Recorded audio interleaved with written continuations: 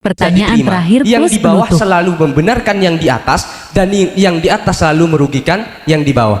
Jadi tidak bisa jika dikategorikan neofeudalisme ada di pesantren. Gini Tor. Sini. Bentar. Iya sini. Saya meluruskan tadi. Belum. Makanya tadi saya mengatakan Belum dikasih waktu. Ya. Jadi kalau saya boleh menyimpulkan, jawabannya tetap dua dari musyawirin ini ya. Yang satu mengatakan ini tetap disematkan nama feodal pada pesantren, hanya saja feodalnya yang soft mungkin ya, yang kultural, artinya tidak sampai melanggar batasan-batasan. Itu yang dari Enggak toh. Probolinggo, bener ya. Nah, Enggak toh. kemudian yang kedua sebentar. Yang kedua mengatakan feodal ini mau bagaimanapun tidak bisa disematkan kepada pesantren, begitu kan? Karena konotasi dan ciri-cirinya feodal itu tidak tepat jika disematkan kepada pesantren. Begitu, Ge? Setuju, Ge? Ada dua pendapat tadi, Ge. Sekarang saya minta ibarat redaksi dari kitab, kemudian yang sama, sejenis, serupa, sama dengan istilah feodal itu, untuk menyematkan feodal kepada pesantren. Monggo, kalau jenengan mau angkat bicara. Ibarat yang mengatakan bahwa feodal itu persamaannya apa? Padanannya apa di Kutubut Turos? Enggak begini maksud saya tadi. Yang perlu kita bahas, yang ada di realita di masyarakat di pondok-pondok ini, kan ada sebagian pondok itu adabnya terlalu ekstrim. Ada yang sampai sujud merangkak. Lah itu yang harus kita bahas. Sudah Karena dibahas feodalisme tadi, tidak Gus. Sudah dibahas. Tadi sudah dibahas. Nah, kalau Ini yang menanyakan feodalisme dalam kitab, monggo kalau memang Oke, lah ada. ya monggo. Ini kan pertanyaannya sudah begitu. Ya, Ini kalau Sohibul memang Asila ada- Anda bakal terima kalau ini dirubah gitu loh. Karena ini istilahnya feodal. Maka cari padanannya feodal itu apa dalam turos. Kemudian apakah itu bisa disematkan pada nilai-nilai pesantren dan itu boleh ada cantolannya? Maka ya boleh. Berarti namanya feodal, hanya saja feodalnya versi kultural yang soft dan lain sebagainya. Ya kalau ada monggo. Nah ya monggo. Kalau tidak ada ya langsung diserahkan kepada musohe kan begitu. Nggih, monggo yang ini dulu. Nggih, monggo jenengan dari pelosok nggih. Begini, sebelum kita mengetahui apakah yang terjadi dalam pesantren ini bisa kita katakan sebagai feodalisme ataupun neo-feodalisme, kita perlu mengetahui perbedaan atau farik di antara keduanya. Sehingga kalau memang nggak ada farik, maka nanti cocok kita klopkan. Pertama, terkait bahasa feodalisme. Bentar. Oke. Tolong langsung ibarat biar efisiensi. Oke, Nanti baru fariknya. Oke. Ibaratnya dulu. Oke, ingatan. Persamaannya dulu baru fariknya. Jangan langsung ke farik. Bismillahirrahmanirrahim. Ibarat pertama dalam Buhya.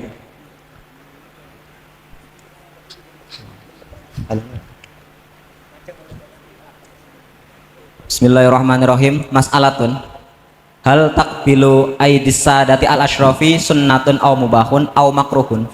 Wa qala fi fathil mu'in wa faqan nawawi bi karahatil inhina wa taqbili nahwi yadin aw rijlin la siyama li nahwi hinan li hadisi man tawadha li hinan dhahaba sulusa dinau wa yundabul dalik li nahwi salahin aw ilmin aw syarafin ilang qol wa qala Ibnu Abbas hakadza umirna an naf'ala bi ahli baiti nabiyina wa qala al-hafidz al-iraqi wa taqbilul amakin asyarifah ala qasdit tabaruki wa aidis solihina wa rajulihim hasanun mahmudun bi'atibaril qasdi wan niyati intaha.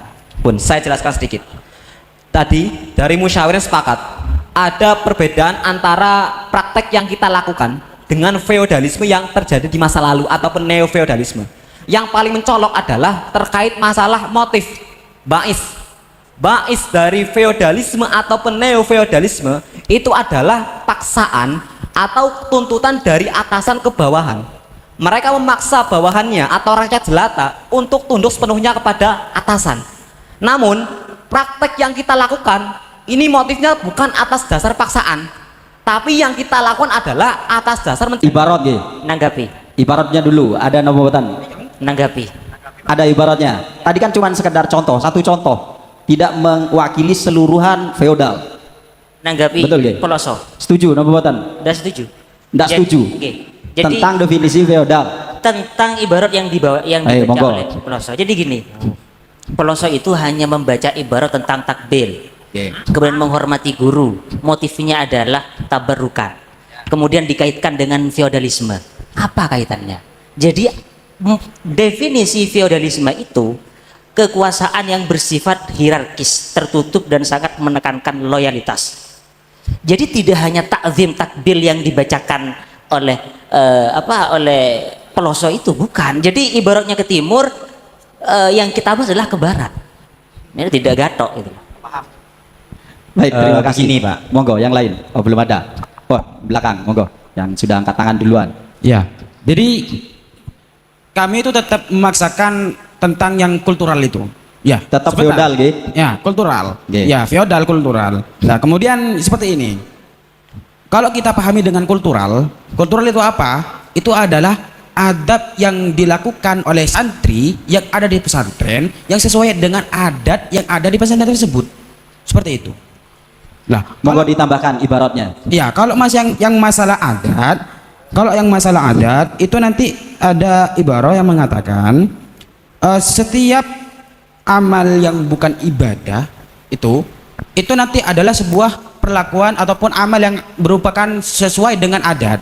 Lah, adat itu nanti ada kalanya muharramah, ada yang mubahah, selagi itu tidak merupakan sesuatu yang negatif. Seperti itu.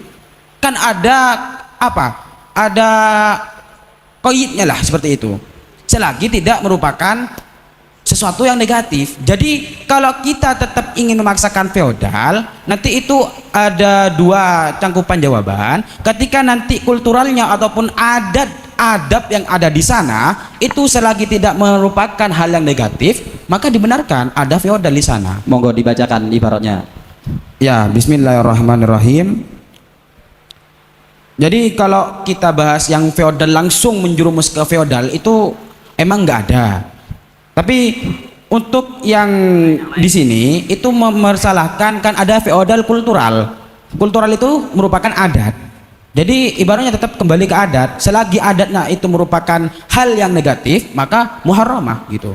Ketika kulturalnya itu berupa hal yang positif, dalam artian tidak menyeleweng dari syariat, maka sudah mubahah gitu. Ya, ibaratnya masih dibacakan. Nggih, monggo dibacakan. Ini masalah adat. Untuk yang kultural itu bisa dilihat nanti di kamus BWI-nya itu al-mutallab astani amalul adah wal ibadat. Kullu amalin laisa ibadatan muhaddatan fahuwa amalun adah au amalun adatun wa ibadatun. Ya, amal ibadatin wa ibadatin. Fal adatu kotak muharramatan wa qad takunu mubahatan gitu.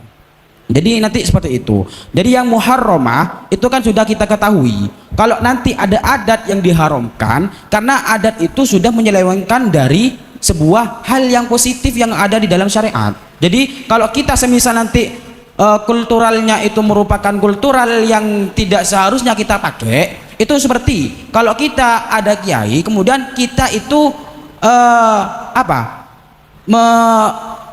apa namanya itu ya, agentang itu apa namanya, Napa, itu Gus? nanti Agentang itu tidur napa? di depan kiai, karena di depan kiai itu ada sebuah kotoran, karena takutnya kiai itu menginjak sebuah kotoran tersebut. Itu kan yang merupakan yang terlalu mengkultuskan lah gitu nanti. Oke, terima kasih. Nanti kembali ke depan lagi ini kan ya. Baik, untuk yang terakhir mungkin ya. Oke, terakhir Ge. Monggo. Oke. Jadi begini Tor, untuk dari yang Jana tadi kan menyatakan bahwasanya tetap ada feodal kultural. Jadi perlu kami tegaskan, dalam feodalisme kultural itu ada beberapa poin yang yang mengikat dengan feodalisme kultural. Ketika ada poin-poinnya dan sama dengan feodalisme lama, maka bagaimana kita tidak menyamakan sedangkan poinnya sama? Jika memang poinnya ini tidak sama, oke, kita jangan disamakan. Karena poinnya begini. Pertama, lewat hierarki kekuasaan, ketergantungan pada otoritas, terus hambatan inovasi dan pemikiran kritis dan seterusnya, yang mana dalam hal ini sama dengan feodalisme lama. Kalau kita bahas memang itu bahasanya adat ya. Kultural adalah kata sifat yang berarti berkaitan dengan kebudayaan ya, dengan kebudayaan. Kita setuju kalau budaya itu baik diteruskan, kalau tidak baik jangan diteruskan, kita setuju. Cuman kalau diatasnamakan dengan feodalisme, yang mana feodalisme adalah poin yang mencakup pada penutupan ruang kritik dan sebagainya yang saya bacakan tadi, ini tetap tidak bisa disamakan atau diperbolehkan dengan landasan adat yang seperti tadi. Karena bahasa kultural sendiri, kalau kulturalnya sendiri oke, cuman feodalnya, kami mempermasalahkan feodalismenya. Meskipun bahasa feodalisme kultural berarti adat, yang mana adat tersebut menutup ruang kritik. Lah ini tidak bisa dibenarkan.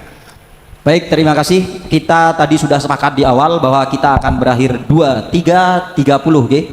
Sudah, jawabannya kan sama tadi kan, dan itu sudah disepakati. Artinya kita masih punya dua jawaban yang kuat tadi itu ya. Yang satu mengatakan tidak bisa ini pesantren disebut sebagai feodal karena feodal baru masih tetap ciri-cirinya sama dengan feodal yang lama. Yang satu mengatakan ini bisa disebut feodal, cuman feodalnya feodal kultural, dan ini soft, kembali kepada adah. Kalau adah selama tidak bertentangan dengan syariat, hukumnya masih diperbolehkan, gitu ya. Kita kembalikan kepada Prumus. Terima kasih moderator. Jadi begini, kalau yang dikatakan oleh yang dari belakang itu adalah feodal yang ala Max Weber. Jadi beliau mengatakan feodal itu didasarkan kepada legitimasi daripada adat yang turun-temurun, tradisi. Itu kalau kita kaitkan dengan dunia pesantren, itu juga tidak masuk. Faktanya juga bukan demikian. Kenapa? Kita tahu di dunia pesantren itu kita mengenal sangat familiar sekali, guru-guru kita itu mesti mengambil yang terbaik, yang lebih maslahat. Al-muhafadzatu bil qadimis sholeh wal ahdu bil jadidil aslah, kan begitu. Tetap tidak mengesampingkan kebiasaan-kebiasaan yang baik, tetapi juga tidak membuang kebiasaan yang lebih baik, kan itu.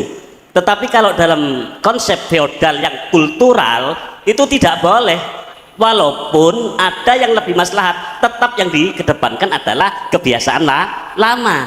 Itu namanya feodal ala Max Weber, itu yang dikatakan oleh barusan itu. Apalagi yang versinya siapa namanya tadi itu, Karl Marx, yang sampai pengkultusan itu sama-sama tidak ada sebetulnya. Dan lagi takzimnya kita kepada guru kita itu bukan didasarkan karena biyen-biyen dulu-dulunya senior kami memang begitu, bukan, tetapi itu didasarkan memang pengajaran yang ada di dalam pesantren itu berbasis ilmu.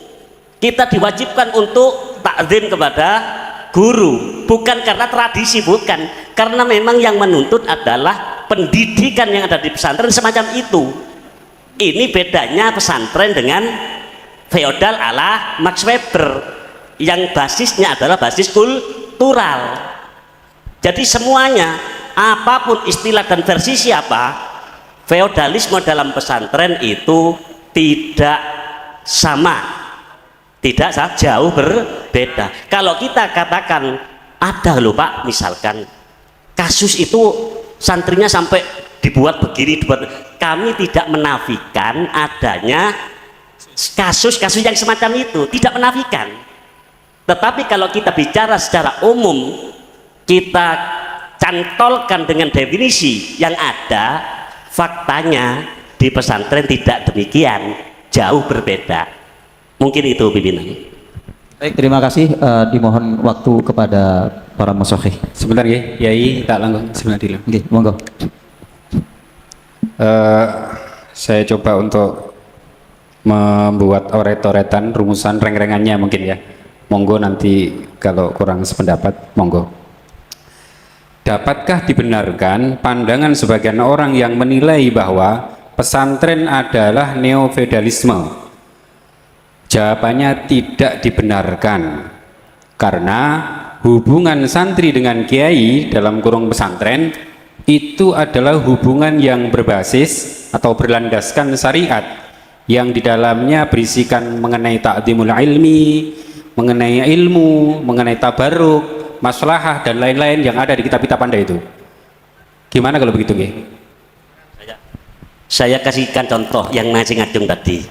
Kalau turun temurunnya di satu pesantren itu ketika kiai mengajar dari dalamnya ke tempat beliau mengajar, itu umumnya yang kita tahu adalah becekno sandali, kan ngoten nggih? Sandali niku kan diadepno kan nggih? Tetapi ada satu santri yang punya kepekaan, bukan hanya sandalnya yang diarahkan, tetapi kitabnya digowokno pisan. Ini namanya ada kepekaan. Tetapi kalau kita mengacu kepada Max Weber tadi, ya tetap kiai ya gak digowokno kitabe akhirnya, ngoten lho. Karena memang bukan budaya lama. Itu sekedar contoh mawon, nggih. Sampai sedikit. Neofeodalisme itu kita sepakati merupakan satu sistem yang negatif. Namanya neo itu kan menghidupkan kembali feodal. Sementara feodal itu sendiri, feodalisme itu adalah sistem sosial yang dominan pada abad pertengahan di Eropa. Nah, di neofeodalisme dalam konteks masyarakat itu arahnya pada pengkultusan. Jadi tetap konotasinya negatif. Nah, ketika itu disematkan ke pondok pesantren, tentunya tidak tepat sebagaimana yang disampaikan tadi. Kalau misalnya diperlukan ada praktek yang dianggap itu feodal, ya nanti mungkin bisa ditambahkan kalau memang untuk menguatkan. Tetapi yang jelas kita sepakati bahwa neofeodalisme itu negatif karena menghidupkan kembali feodalisme yang dimana itu sangat ditentang, seperti itu. Baik, dimohon kepada Musahib.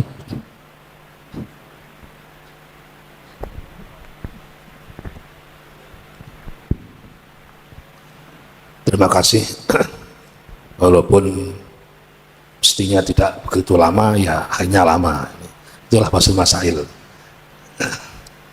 Jadi tradisi yang disebutnya dengan feodalisme itu memang bukan produk dari Islam.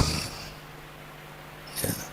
Sehingga pada abad 20 dan sebelumnya, maka penjajah itu pasti dari Eropa, itu bagian dari feodalisme. Beda dengan tradisi sahabat. Di hadapan Kanjeng Nabi, mereka menunduk sampai-sampai ibaratnya ada burung yang mencolok itu nggak mabur sangke nggak wani noleh. Itu merupakan salah satu gambaran asal usul daripada ta'zim kepada guru, seperti itu. Oleh karena itu, ya, apa yang guru-guru kita kemudian menerapkan di pesantren itu adalah berangkat dari tradisi Rasulullah kepada para sahabat, bukan feodalisme. Bahkan dalam Islam adalah setiap ada pelanggaran kafarat misalnya, itu malah justru mengangkat para budak supaya merdeka. Maka sangat tidak mungkin itu seperti yang anggap sebagai masyarakat. Nggak mungkin seperti itu, bukan feodalisme. Sehingga kami dari Zuhair sepakat dengan pendapat dari Perumus, ya, itu nggak dibenarkan.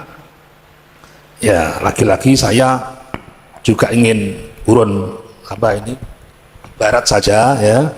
Jadi misalnya laisa minna malam yujilla kabirona wa yarham sawirona wa ya'rif li'alimina haqqahu. Ini bi alam yahtarimhu wa lam yuti amrahu fi ghairi maksiatin. Jadi tetap walaupun itu adalah harus taat tanpa ada mikir, pokoknya taatlah, tentu ada balasan fi ghairi maksiatin tadi itu. Jadi kembali pada jawaban pokok adalah tidak benar ada feodalisme seperti itu. Iya. Monggo Fatihah.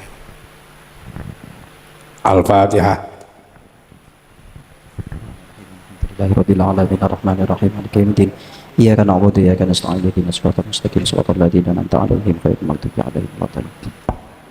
Baik, sampai juga kita pada penghujung acara dan sudah kita sepakati di awal tadi bahwa kita akan selesai pada pukul 23.30 dan ini waktu sudah menunjukkan 23.35. Maka dengan berat hati ya, meskipun ini masih semangat, nanti bisa dilanjutkan ngobrol-ngobrolnya di teras-teras pesantren. Cuman sekali lagi kami umumkan, mohon maaf dengan beribu-ribu maaf, untuk di lingkungan pesantren bebas asap rokok, artinya tidak diperkenankan untuk merokok. Untuk lokasi rokoknya bisa keluar gerbang dikit di tempat peristirahatan panjenengan, itu sudah free untuk merokok. Ngeten nggih. Mudah-mudahan istirahat kita pada malam hari ini bisa istirahat dengan tenang. Besok kita umumkan untuk mulai kembali pada pukul 7 nggih. Terus nggih. Pukul 7 WIB. Mudah-mudahan pukul 7 WIB kita sudah ready di sini. Dari kami kurang lebihnya mohon maaf apabila ada salah kata. Wal afu minkum. Wassalamualaikum warahmatullahi wabarakatuh.